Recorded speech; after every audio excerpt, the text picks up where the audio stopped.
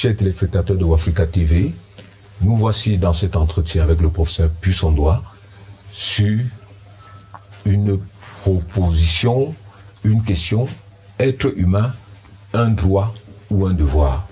Bonjour professeur Puissondoit. Bonjour. Merci infiniment d'avoir accepté l'invitation de Wafrica TV. Merci.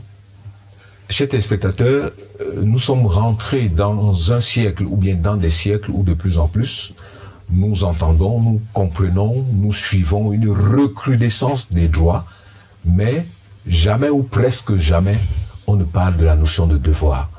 Ainsi, nous sommes rentrés dans une logique, et nous le verrons certainement dans l'entretien, disons consommatrice de l'existence et jamais plus d'arrêt pour regarder au sens vrai la production. Non plus seulement la production matérielle, mais aussi la production au sens spirituel, au sens de nouvelles pensées, de formes de raisonnement, de questionnement sur ce que nous avons dans notre contexte, dans notre monde aujourd'hui. Professeur Puissondoit, qu'est-ce que l'homme? Commençons par là.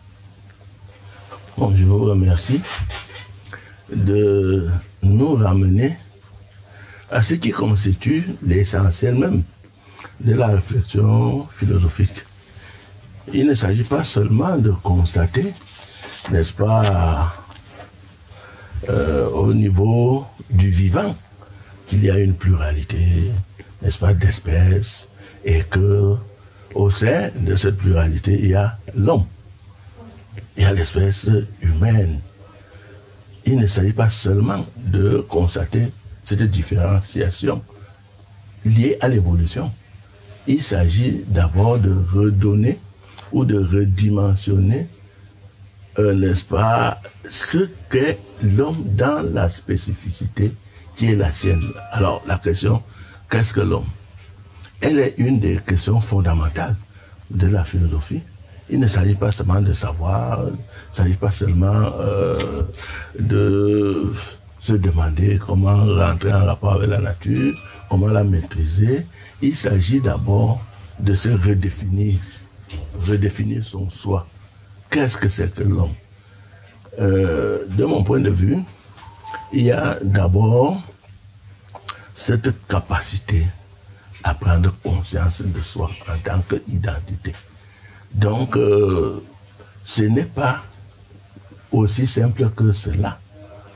Donc, je prends conscience de mon identité, je prends conscience des attributs liés ou qui définissent, qui déterminent l'essence de cette identité. Et quels sont ces attributs? Il y a d'abord, n'est-ce pas, la réflexivité, le retour en soi, pour se demander, mais qui suis-je? Il y a le retour, n'est-ce pas, à l'ensemble du contexte dans lequel je suis appelé à évoluer, en me demandant, mais finalement, moi qui suis là, qu'est-ce que je suis effectivement en fonction de cette évolution et du contexte d'où j'émerge? Et il y a là la question de l'origine. Il y a là aussi la question de la manière dont je dois pouvoir, n'est-ce pas, organiser le contexte dans lequel j'évolue. Il y a en outre la question fondamentale, la plus complexe, après ce vécu. Y a-t-il autre chose? Et quoi? Quelle est la consistance de cette autre chose vers laquelle on vit, enfin on va de manière tout à fait inexorable? Et une fois la mort franchie, y a-t-il quelque chose? Ou alors on retourne dans le néant? Alors, la question, qu'est-ce que l'homme, peut être résumée par une réalité sortie peut-être du néant, qui est appelée peut-être donc de manière inexorable à retourner au néant, mais qui vit cette pression de ne pas s'anéantir ou se trouver anéanti de manière définitive, parce que les recherches actuelles établissent de manière fondamentale qu'on refuse cette linéarité-là et cet achèvement catastrophique de la vie à partir de la thématique de la mort. Donc, cette thématique-là revient à réaffirmer l'aspiration à la vie qui dure. Mais on ne peut pas avoir cette aspiration à la vie qui dure si on n'a pas donné, n'est-ce pas, de valeur au fait de vivre, c'est-à-dire à la vie sui generis. En conséquence, à la question de savoir qu'est-ce que l'homme, c'est celui qui émerge, qui pense, se projette, se réalise et le fait non pas à partir d'une simple dynamique conatusienne et matérielle ou matérialiste, mais à partir d'une perspective significative, c'est-à-dire l'affectation du sens.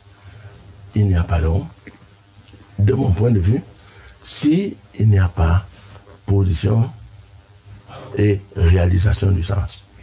Position par soi, réalisation par soi et pour soi, dans le cadre d'un contexte où on n'est pas seul, où on est soi avec les autres qui sont comme soi-même, mais auxquels aussi il faut donc donner la valeur absolue comme on se la confère à soi-même. La réponse à la question est forcément personnelle, professeur. C'est une question que chaque personne singulièrement devrait se poser. Bien entendu, sauf à permaner dans, disons, une inconscience telle qu'on ne se pose même pas la question de qui suis-je. Mais le qui suis-je renvoie, n'est-ce pas, à 2 ou 3 référentiels au moins, mettons 2. Le premier, c'est, bon, est-ce que il faut se référer à l'auteur de cet être que je suis pour savoir ce qu'il a fait de moi? Ou alors, complémentairement aussi, n'est-ce pas que je dois me référer à moi-même pour baliser, n'est-ce pas, pour le futur et déjà pour l'organisation de l'existant, ce que j'ai envie d'être, au point où, à la limite, on pourrait répondre en disant que, bon, finalement, l'homme, c'est celui qui est, tout en se transcendant en permanence, et qui ne coïncide donc pas de manière permanente et définitive avec une figuration de son être dans un espace et un temps donné, puisqu'il se projette toujours pour autre chose. Et je pense que la thématique de l'homme comme être d'un ailleurs, c'est-à-dire un cheminement vers autre chose qu'il est, autre chose qu'il n'est, alors même qu'il ne peut pas définitivement coïncider avec ce qu'il est, puisqu'il cherche donc à être autre chose. Mais c'est cette autre chose dans une configuration sociale et historique donnée qu'il s'agit de revoir, de maîtriser, d'organiser, et l'organisation ne peut pas être seulement la sienne, mais elle ne peut être menée que de manière consensuelle, de manière communicationnelle, la convivence, la convivialité. Et je pense que comment être homme sans d'abord revenir et partir de ce qu'on est, transcender ce qu'on est, pour viser à être autre chose, qui sera peut-être aussi transcendée, mais cette transcendance, elle est arrimée à des valeurs. Et la valeur, c'est d'abord de ne pas attenter à l'être en tant que valeur. Et c'est ça, tout le reste, on peut analyser ça sous ce prisme-là. Les guerres, les combats, la dynamique des conatus, la dialectique des oppositions et autres, c'est toujours à la lumière de cette réaffirmation. Et je me souviens qu'on m'avait posé la question existence et valeur, le titre générique de certains ouvrages que j'ai commis. Bon, pourquoi? Dans la mesure, pour moi la réponse est simple, dans la mesure où on ne peut véritablement être homme en coïncidence avec des valeurs qui, n'est-ce pas, posent l'homme comme transcendance. Et de manière à ce que aussi on puisse lutter contre tout ce qui est attentat à l'humanité de l'homme. Qu'est-ce qui est attentat à l'humanité de l'homme? C'est le blocage de son esprit, de sa spiritualité, n'est-ce pas? C'est la violence dans laquelle on inscrit les rapports interindividuels, les rapports sociaux, la violence au sein de laquelle dans laquelle s'inscrit l'histoire où les uns, n'est-ce pas, se conçoivent toujours en situation de dominance ou de nécessaire dominance des autres. C'est un peu tout ça et on ne peut l'interpréter qu'à partir de ce fondamental que j'affirme, à savoir la valeur absolue de l'individu, donc la corrélation de l'existence et des valeurs.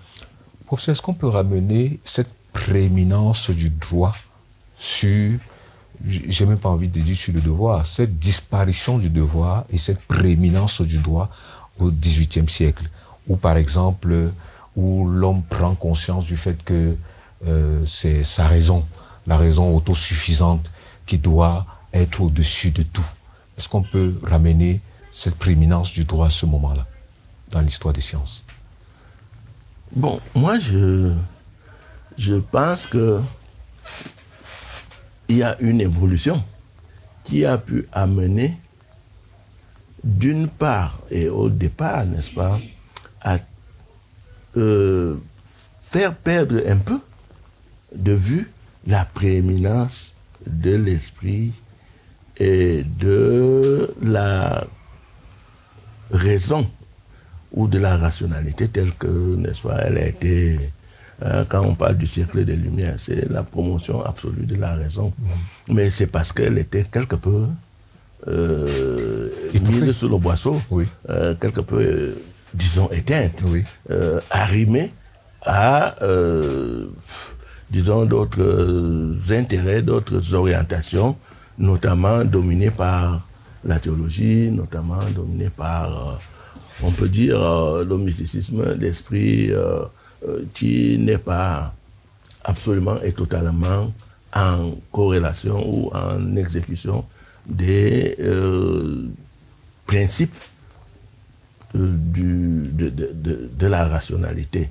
Mais réaffirmer cette prééminence de la raison, c'était un moment absolument important, mais qui, effectivement, ouvrait à l'exigence plus forte, n'est-ce pas, de réaffirmer les droits de l'homme, les droits d'un homme d'avoir à penser et à juger, n'est-ce pas, par lui-même, sans que le jugement soit annexé forcément aux axiomatiques de foi, telles que l'Église l'imposait avec l'Inquisition et tout le reste. Il y a bien sûr là une évolution, mais on peut considérer qu'elle a été quelque peu dévoyée, dans la mesure où, bon, on ne va pas unilatéralement, n'est-ce pas, militer pour des droits, oui, le droit d'être humain, sans l'articuler à ce que je peux appeler le devoir d'être homme. Oui. Qu'est-ce que cela veut dire? Cela veut dire que, d'accord, le droit de penser, d'ester en justice, de se protéger face à tous les abus, c'est extrêmement important.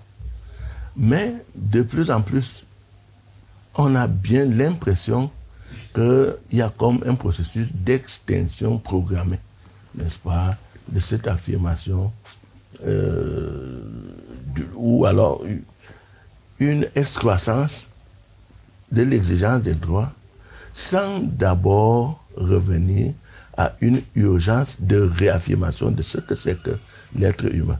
Or, si on décroche les deux, on se retrouve devant une situation où, d'une part, bon, on exige, on est libre, mais d'autre part, est-on libre d'anéantir la liberté des autres par l'intoxication communicationnelle, par la manipulation des idées, par l'instrumentalisation même du corps au nom d'un droit, n'est-ce pas, de la connaissance, au nom du droit, je ne sais pas quoi. Est-on libre donc à ce moment-là de d'attenter à l'essence libre de l'individu au nom précisément du droit à créer, du droit à produire, du droit à inventer, est-on libre?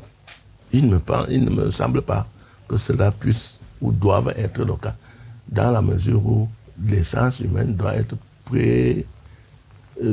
privilégiée en toutes circonstances. Or, qu'est-ce qu'elle devient, cette essence de l'homme, désormais? C'est tout simplement l'essence calculante, l'essence consommante, l'essence, j'ai failli dire, anesthésiée, pacifiée, dans la mesure où elle ne se projette plus pour essayer de ne plus coïncider, que l'aide ne puisse plus coïncider avec un de ces simples états, parce qu'il est appelé à un surgissement permanent, à une transcendance permanente, à un dépassement permanent de soi, qui ne peut d'ailleurs trouver un aboutissement ou un achèvement que dans le cadre de sa propre extinction, de sa propre dissolution dans la mort. Il me semble qu'il y a là beaucoup de choses sur lesquelles il faut pouvoir revenir. Il faut pouvoir revenir et c'est essentiel. Un, oui, le droit à être. Mais, oui aussi, le devoir d'être. Mais d'être quoi? D'être homme. Mais être homme, qu'est-ce que cela veut dire? Liberté, n'est-ce pas? Conscience, spiritualité, n'est-ce pas? Transcendance par rapport à la matérialité, maîtrise du conatus, n'est-ce pas? Organisation communicationnelle de l'exister, de soi et des autres dans une communauté, dans un ensemble où finalement la mission essentielle est en même temps de protéger soi, de protéger l'ensemble des autres, mais aussi l'ensemble du contexte dans lequel on est amené à exister. Pour ça, on peut accuser, bon, pas accuser peut-être entre guillemets, s'interroger quand même sur la mondialisation. Et se rendre peut-être compte que cette conception générale de ce droit-là nous vient peut-être de quelque part et que peut-être que si le monde avait été structuré autrement, il y aurait des droits et des devoirs discutés de part et d'autre. Du coup, la question que je pose derrière, c'est que ce droit-là, peut-être qu'il doit être discuté. Oui, la consistance à lui donner, à donner à ce droit. Oui. La consistance à lui donner, c'est que cette consistance doit émerger dans le cadre d'un consensus, d'une discussion, d'une délibération, et non pas seulement d'un rapport de force où on anéantit le droit à l'autre d'exister et on lui impose le devoir, enfin, d'être conformément au droit de celui qui a la force et la puissance. Oui. Et la mondialisation n'est rien d'autre que cette puissance excroissante, hein, qui s'est accrue de manière de plus en plus illimitée, qui s'est arrogé le droit justement d'arraisonner, donc de commander, de dominer l'ensemble. Et là où le bas blesse, ce n'est pas seulement la domination de l'ensemble, mais c'est les intérêts. Ce sont les intérêts en fonction desquels cette domination est menée, cette domination est administrée. Les intérêts sont les intérêts de qui? Et c'est justement parce qu'il n'y a pas de débat sur la consistance du droit. Hein? Par contre, il y a, n'est-ce pas, imposition d'une force qui devient droit et non pas création, n'est-ce pas, d'un droit consistant qui devient force. Il y a là encore beaucoup de choses à dire. Il y a beaucoup de choses à dire et la mondialisation a ceci que, elle arrime l'ensemble du monde à une logique unique. Et comme je l'avais dit dans un ouvrage, la raison unique du village planétaire, cette raison unique, c'est laquelle? C'est celle de dominer a priori et sans limite, n'est-ce pas, l'ensemble. On domine au niveau de la connaissance. On connaît de mieux en mieux, de plus en plus, totalement, et de telle manière qu'on est dans une logique de l'illimitation. Mais l'illimitation de la connaissance, articulée à l'illimitation de la domination, crée un véritable paradoxe. Et même des perspectives de catastrophe, dans la mesure où cette domination alors illimitée peut créer précisément une réalité ultime de la limitation et donc de l'extinction. Voilà d'abord le premier paradoxe. Et deuxièmement, pourquoi et au nom de quoi, n'est-ce pas, faudrait-il dominer l'ensemble? Et pour les intérêts de qui? Et le deuxième paradoxe, c'est que ce n'est pas pour les intérêts de tous.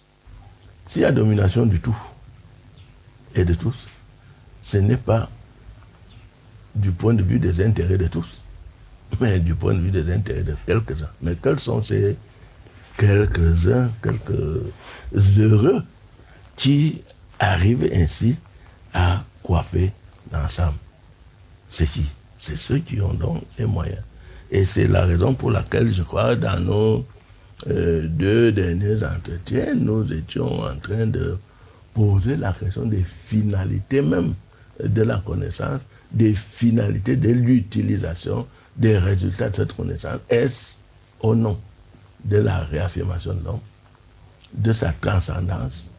Est-ce au nom d'une domination dictée par des intérêts pour quelques-uns qui finalement ont tout et ne laissent pratiquement plus rien du tout aux autres? Voilà dans quelle situation nous nous retrouvons. Et comment faire pour philosopher dans le ronronnement sans prendre en compte, n'est-ce pas, cette analytique qui est à la fois politique, qui est géopolitique, qui est éthique, qui est stratégique, qui est historique, parce qu'on crée l'histoire ensemble. Il y a là quelque chose de tout à fait fondamental. Professeur, est-ce qu'il est possible d'harmoniser le droit et le devoir dans une dimension existentielle, téléologique et existentielle, dans un contexte où le marché a pratiquement supplanté l'État? Ah, mais c'est ça le défi.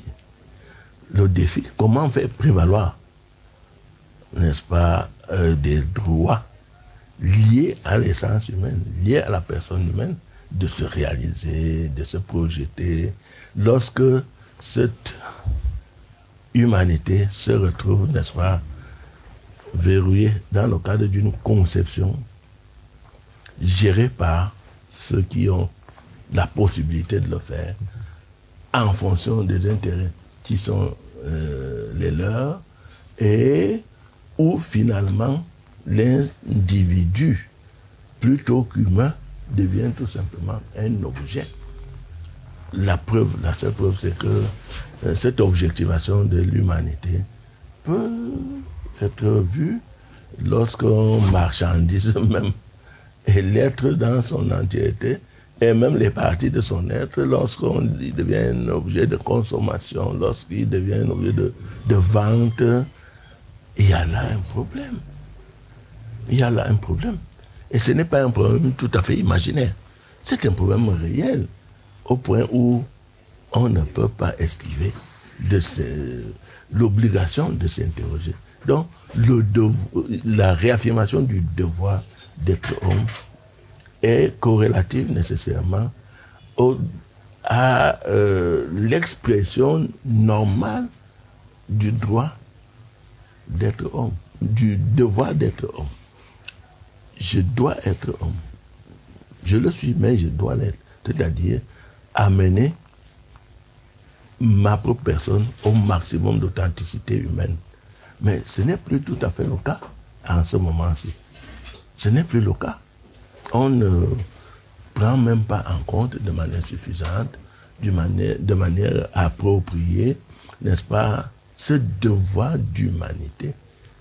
Ceux qui gèrent ne gèrent plus en fonction d'intérêts humains. Ils gèrent en fonction d'intérêts économiques, matériels, de consommation destructrice dans l'inconscience même des effets terminaux d'une telle consommation. Et c'est lorsque la catastrophe peut arriver qu'on recule et on se dit attention, il y a un problème. Mais il faudrait donc voir de manière projective l'orientation, les principes, les fondamentaux, les finalités, n'est-ce pas, en fonction desquels on met en mouvement l'ensemble. Professeur, je parlais de la suprématie du marché. Parce que quand vous dites même ceux qui gèrent, on a envie de s'interroger. Que peuvent-ils encore? Est-ce qu'ils ont encore, est-ce que l'État existe encore pour pouvoir réguler? Et par rapport à ma question précédente, quand je parlais de la discussion des questions de droits et de devoirs, j'ai bien envie de demander quelle est la sphère de discussion. Est-ce que c'est l'État en tant qu'État-nation? Est-ce que c'est... comment est-ce qu'on réussit à réguler ça pour mettre un ordre? Parce que je précise même d'ailleurs que le marché désigne quand même un peu de manière de désordre. Le marché désigne quelque chose de... On a beau réguler comme on peut, mais le marché échappe quand même à l'autorité, quelle que soit sa forme d'autorité.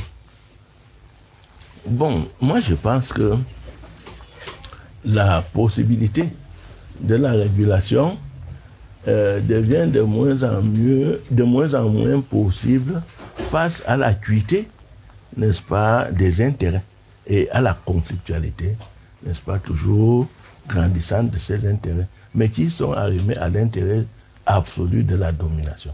Donc, il devient difficile, effectivement, de penser que il y a un cadre absolu au sein duquel on peut...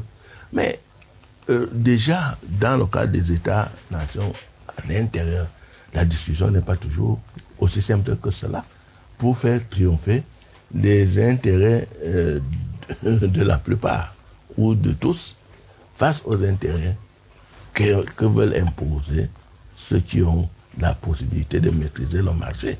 C'est un débat qui est tout à fait visible. C'est très très difficile de faire passer, par exemple, une loi qui privilégie de manière absolue, et c'est pourtant là l'essence de la légalité à faire surgir dans les arènes prévues pour cela, faire surgir, émerger le droit de tous, pour chacun. Mais on voit la dynamique et le conflit des intérêts qui finalement peuvent faire quelquefois, n'est-ce pas, émerger seulement le droit de quelques-uns à faire accepter à tous, moyennant, n'est-ce pas, un raidissement gestionnaire des individus et des consciences. Bon, maintenant, quand il faut passer de l'État-nation à l'articulation avec les autres au sein d'un ensemble vaste et du monde, on voit très bien que les conflits sont absolument redoublés. Bien sûr. Ils sont redoublés de telle manière que ne puissent avoir la parole que ceux qui ont les moyens de s'imposer et d'en imposer aux autres. Tout ce qu'on voit en ce moment administre la preuve qu'il n'y a rien d'autre que cela. Et les camps se raidissent, les intérêts sont en conflit, et finalement, c'est l'apocalypse qui guette.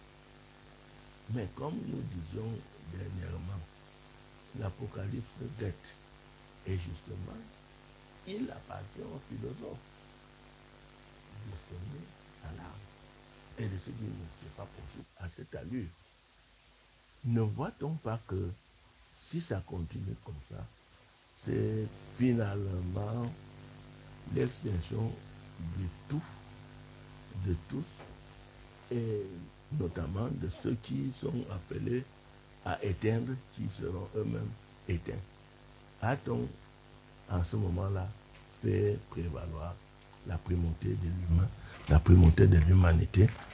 Ce n'est pas, d'après moi, véritablement évident. Hein. Professeur, est-ce qu'il faut réduire la dimension, la sphère de l'État? Est-ce qu'il ne faut pas créer des petits cadres qui permettraient que la discussion soit possible? Réduire comment? C'est-à-dire que si on nous demande aujourd'hui de gérer un monde entier, vous l'avez dit tout à l'heure, la difficulté, vous avez montré la difficulté à réguler les droits et les devoirs dans un monde général qui part d'un pôle et qui impose aux autres pôles.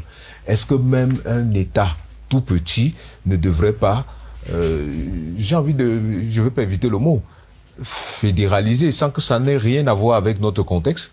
Est-ce qu'il ne faut pas créer des parlements qui soient, vous qui avez été d'ailleurs dans le domaine, est-ce qu'il ne faut pas créer des sphères plus petites qui permettraient aux représentants du peuple de discuter des questions de valeur, des questions de devoir? Il me semble que,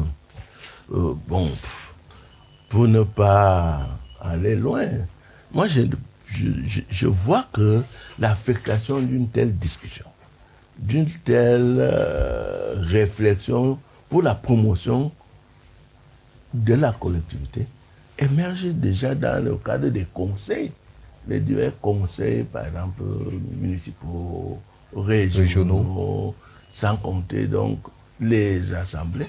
C'est à partir de là que peut d'abord émerger, n'est-ce pas, la réflexion, la recherche des solutions, la recherche de la détermination des objectifs, des orientations. Bon, si cela était différent, ce serait un peu dommage. Il me semble que c'est d'abord là.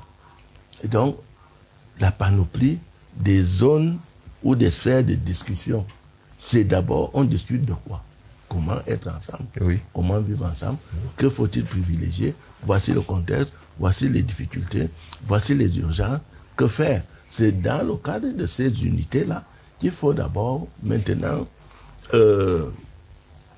discuter, arriver à faire émerger une hiérarchie des urgences qui se retrouve revue en hauteur au niveau, par exemple, d'une région, au niveau de l'ensemble des régions, mais c'est à la base que se conçoivent les choses.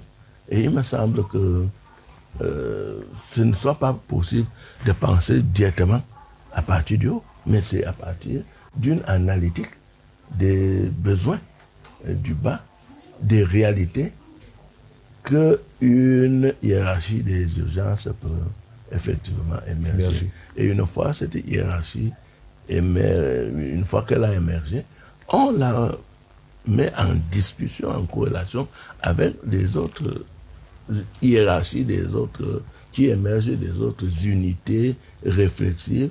Et alors, d'après moi, on peut arriver par le cadre d'une sélection qui est elle-même dictée par l'obligation de ne pas contrevenir au convives harmonieux, n'est-ce pas? On peut donc arriver à faire émerger une vision d'ensemble, une orientation stratégique de cet ensemble-là et les mécanismes en fonction desquels, n'est-ce pas, la priorité ou les diverses priorités qui ont émergé, diverses hiérarchies de priorités peuvent être prises en charge. On ne va pas, ce n'est pas un oukase, on prend, mais non, ça ne peut être que à la base. Et c'est là donc, je pense, la question que vous posez trouve un élément de signification.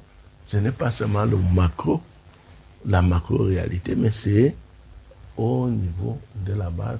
Et j'ai pris des divers instants, des diverses étapes là, qui sont des étapes nécessaires pour que, et où la discussion est menée de manière consensuelle, oui, de manière communicationnelle, pour faire émerger ce qui, finalement, disons,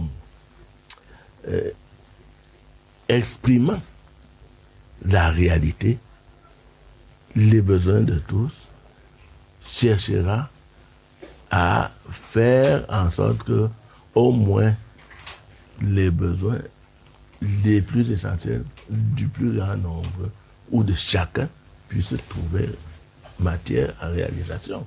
Sinon, je ne vois pas très bien où est-ce qu'on peut aller sans ce retour à la base, à la communication de base. Et ce retour-là implique donc le redimensionnement même de chacun, qui est un associé du tout. Il a valeur dans la mesure où on lui donne la possibilité de parler et de choisir. Pour ça, le droit et le devoir, comment est-ce qu'on peut les considérer? Est-ce que c'est deux thèmes? Est-ce que c'est des contraires? Est-ce que c'est... Je pose la question parce que on a une déclaration des droits de l'homme. Mais la notion de devoir, j'ai envie de dire, vous la réveillez. C'est-à-dire, il y a certainement des hommes, des philosophes qui en parlent certainement, mais la notion de devoir, pour le citoyen ordinaire, on entend très facilement « j'ai droit à », mon droit c'est. Mais très peu mon devoir, la notion de devoir. Qu'est-ce qui pose problème dans la compréhension humaine de la notion de devoir? C'est l'enfermement consommatoire de la notion de droit. C'est-à-dire, si on revient quand même à Kant, par exemple, agit toujours de telle façon que c'est l'expression du devoir. Mais ce devoir est lui-même corrélatif aux droits fondamentaux de la personne. Agit toujours de telle façon que l'humanité en toi et chez les autres ne soit pas prise comme simple, n'est-ce pas, moyen, mais comme une fin en soi. Une fin. Alors, une fois qu'on a dit ça, vous voyez que chez Kant, même il y a cette conjonction du devoir et du droit. Mais on ne peut pas dissocier et faire, n'est-ce pas, hypertrophier le simple droit et ne le voir qu'à titre, n'est-ce pas, de consommation individuelle, sans se projeter sur l'autre de telle manière que l'autre aussi, exprimant le même besoin de vivre ses droits, on éteint justement la conflictualité potentielle de ces droits et que on puisse faire émerger la priorité du devoir, le devoir d'être ensemble, le devoir de se réaliser en tant qu'ensemble de droits. C'est un devoir, mais ce devoir-là doit être vécu par chacun, de telle façon que, en respectant les droits qui sont les siens, il puisse en même temps s'exiger de respecter les droits des autres. Sinon, aucune vie n'est possible. Donc, en philo, on ne doit pas même dissocier le droit du devoir. Et si j'ai l'impression que on a hypertrophié le droit, c'est en atrophiant le devoir, la conscience du devoir. Or, la conscience du devoir est première. Et c'est pour ça que être un homme, être humain, c'est d'abord un devoir. Et être humain, c'est-à-dire réaliser la plénitude d'humanité, c'est-à-dire le désarrimage, n'est-ce pas, de la conscience aux sentiments, aux mythes, aux mystifications diverses, la promotion d'une rationalité qui prend en compte la totalité des intérêts de la personne, la promotion même de cette conscience que l'individu est valeur. Parce que le devoir, vous voyez bien qu'on l'articule là, non plus seulement au droit, mais d'abord à la valeur de l'homme lui-même. Et donc, le droit peut-il se concevoir sans une conception anthropologique, sans une vision métaphysique de l'humain? Je ne pense pas. Et peut-on désarticuler le droit du devoir? Il me semble que non. Mais ce qui est premier, ce n'est pas seulement l'expression intempestive des droits, qui se comprend lorsque ceux-ci sont absolument éteints, aliénés, phagocytés, mais c'est d'abord l'affirmation transcendantale du devoir.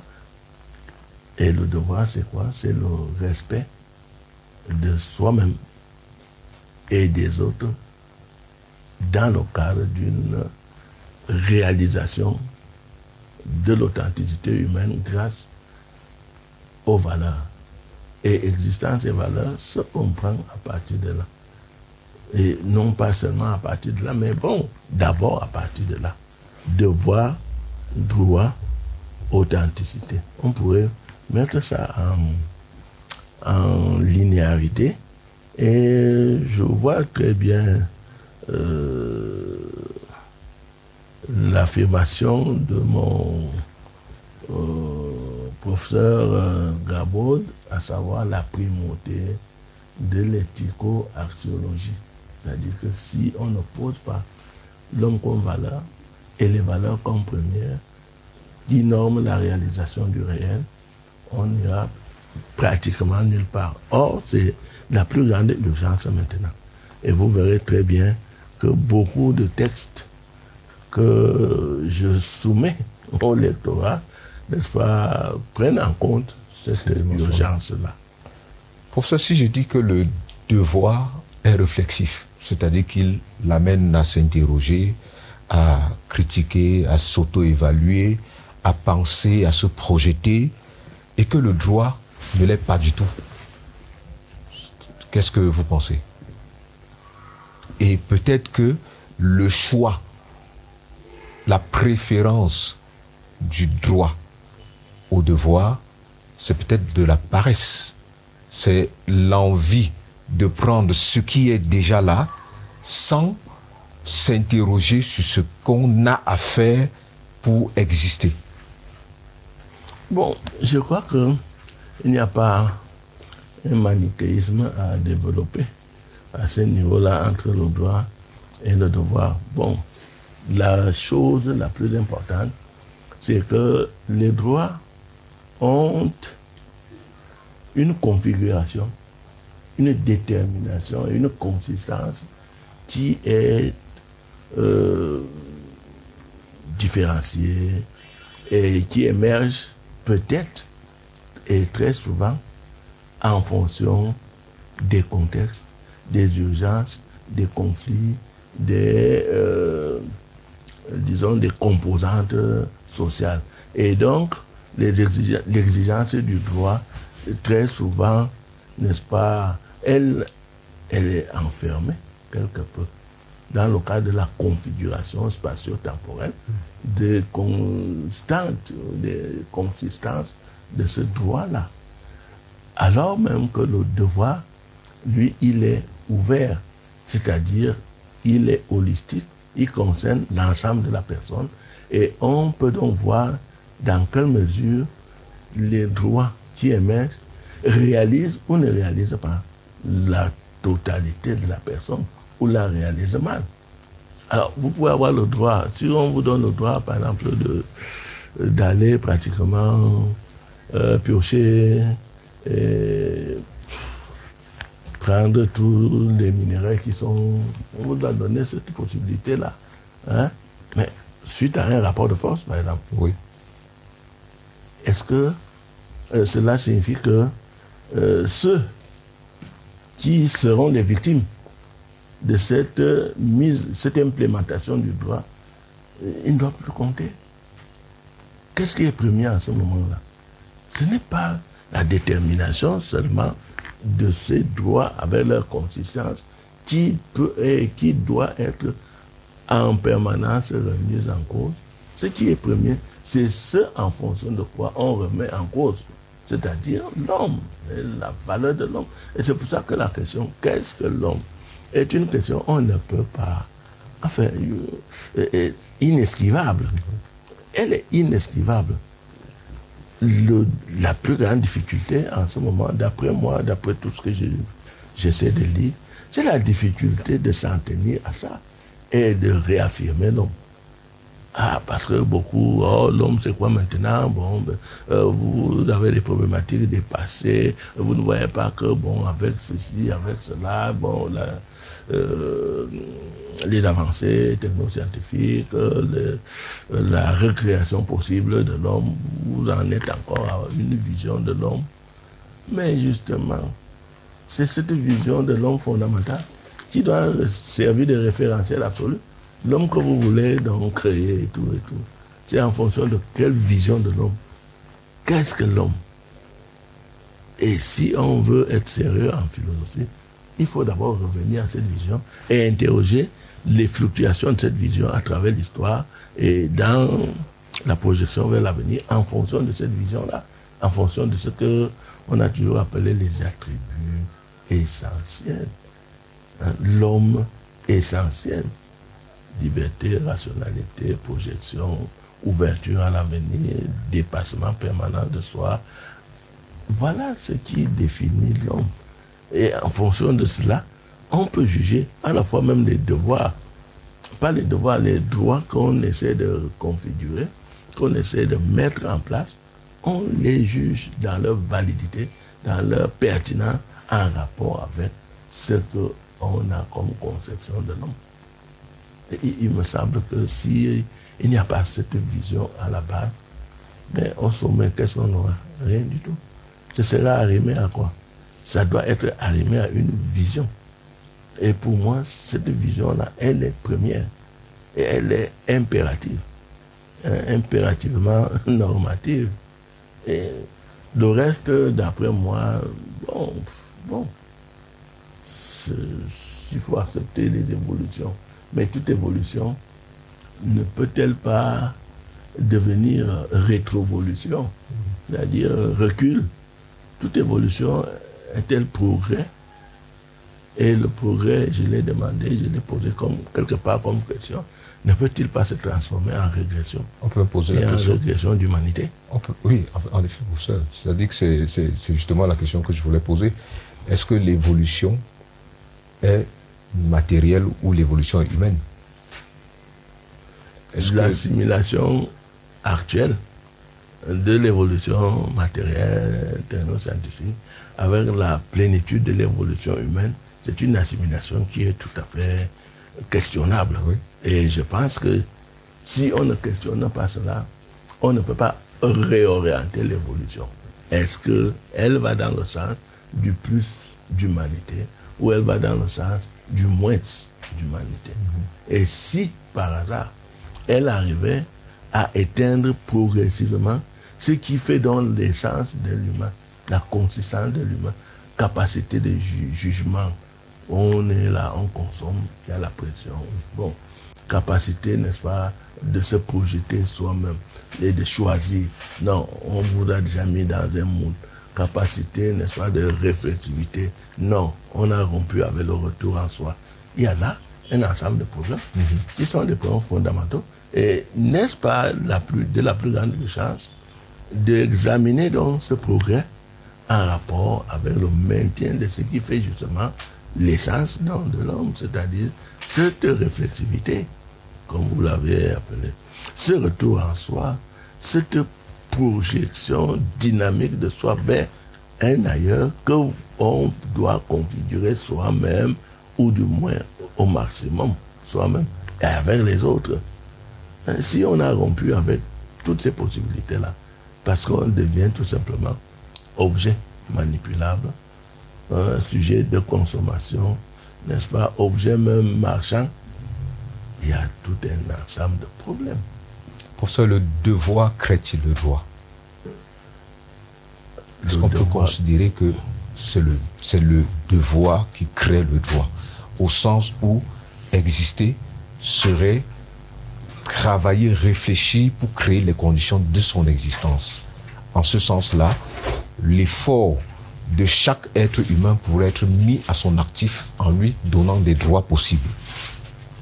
Oui, disons que ce qui est premier, c'est que en existant, on émerge à l'existence là, il est nécessaire que cette existence là soit prise en main par soi.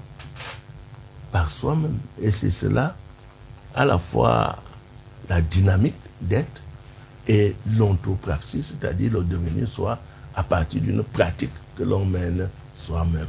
Donc, est-ce que le devoir crée le droit?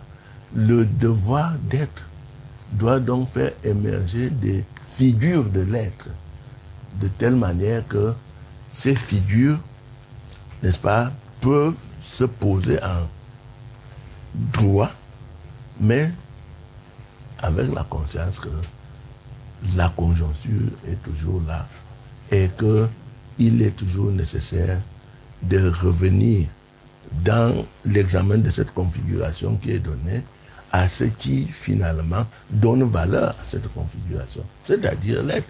Donc peut-être le devoir d'être crée le droit, mais le droit ne doit pas être compris comme absolument clos, alors que le devoir d'être est une dynamique permanente, impossible à transcender. C'est une dynamique permanente qu'il faudrait, disons, conserver, protéger. Et justement, l'essentiel est de faire en sorte que l'individu ne perde pas cette dynamique d'être. D'une part, cette possibilité du choix d'être, cette ontopraxie, cette capacité donc de faire mettre sa propre vision de l'être en marche. Dès qu'on, comme on a vu tout à l'heure, si on éteint les pans, n'est-ce pas, de cette essence humaine, l'un après l'autre, l'individu, son essence disparaît aussi progressivement. Et on aura affaire à quoi? Bon, on aura affaire, par exemple, à ce que je peux appeler l'homme numéro.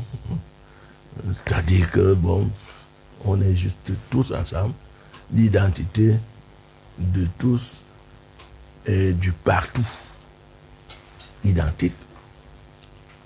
Voilà comment il faut concevoir une ville, voilà comment il faut concevoir une vie, voilà comment il faut concevoir la consommation, voilà comment il faut manger, voilà. C'est-à-dire une fois que l'identité du partout pareil, c'est cela qui est en train d'être créé. Mais est-ce qu'on peut justement, en faisant éteindre ce qui précisément fait aussi une des dimensions de l'homme, la différenciation par rapport aux autres, et non pas l'assimilation ou l'extension dans la masse. Une fois qu'on a éteint cette possibilité de recul, c'était possible, puisque si dans son être même, il y a ce que j'appelle, n'est-ce pas, la distance, je me veux, est-ce que tout le monde se veut exactement comme l'autre? Et si on éteint cette distance-là et qu'on ramène tous à se vouloir tous, comme tous, identiques à tous, et que le partout soit partout pareil, oui, c'est la fin. C'est la fin du monde. Mais est-ce que ce sera finalement aussi le paradis? On ne sait pas si c'est la fin du monde. Parce que justement, le monde ne peut vivre qu'à concurrence du maintien positif des différences, de la possibilité de l'inclusion des différences sans extinction de ces différences. Et tout le problème, même politique, est là. Comment maintenir les spécificités au sein d'un ensemble en respectant l'exigence du convive en harmonie, que j'ai appelé la symbionomie. Il y a là, d'après moi, beaucoup de choses en matière à débattre. En tout cas. Merci infiniment, professeur Puissondois. Merci pour cet entretien sur les notions de droit et de devoir chez l'être humain. Chers téléspectateurs, vous avez dû comprendre la nécessité pour chacun de nous de mettre en exergue, de mettre en branle sa pensée, son autocritique, sa réflexivité pour pouvoir se situer dans un monde qui tente de manipuler et qui s'efforce de conduire le monde tel qu'il, comme nous ne voulons pas en tant que sujet. Pour ça, un dernier mot peut-être pour nos téléspectateurs. Oh, bon, un dernier mot. Je crois que le dernier mot est le premier, Oui. à savoir qu'est-ce que l'homme. Nous avons comme mission, un, de redéfinir l'homme, deuxièmement, de vérifier, n'est-ce pas, si sa pleine authenticité est réalisée dans la manière dont on l'amène à vivre et en gardant une distance critique par rapport à ce vécu, que l'on puisse donc penser, n'est-ce pas, à la relance de l'humanité, parce que le devoir d'humanité et d'humanisation maximale est un devoir fondamentalement humain, un devoir de l'homme. Et ne pas souscrire à ce devoir, c'est refuser d'être homme. Merci infiniment pour ça. Chers téléspectateurs, disons-nous à très bientôt sur Africa TV.